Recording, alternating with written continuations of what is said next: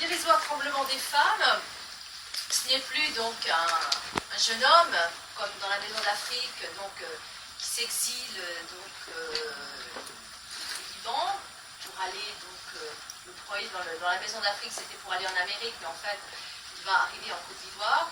Là, c'est donc une jeune femme, Dounia.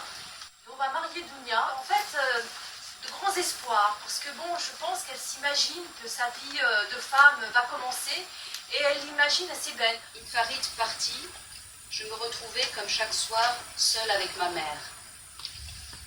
Elle resta muette toute la soirée, se coucha tôt.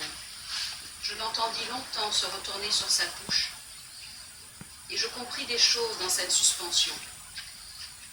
Je saisis cette nuit-là, dans la longue insomnie qui nous liait en silence, le dérisoire tremblement des mers, leur combat perdu d'avance, résistance pathétique contre l'impérieuse tragédie de la vie.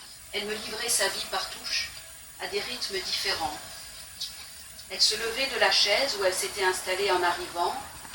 Elle mimait avec de grands gestes. Je la sentais bouillonner comme les vagues d'océan lorsqu'elle croise le fleuve. Elle me parlait de sa voix de gorge et aussi de sa voix de ventre quelquefois. Et j'entendais toutes ces tonalités comme un chœur s'enchevêtrer, se dérouler, s'emmêler et se réenrouler. Cette manière de raconter, c'est vrai que c'est des questions qui m'interpellent beaucoup.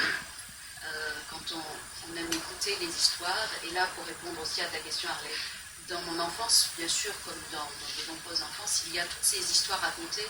L'oralité est très très importante.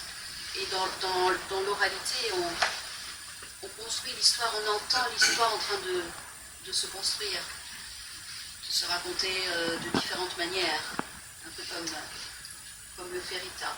Puis finalement, les contradictions, elles font partie du récit.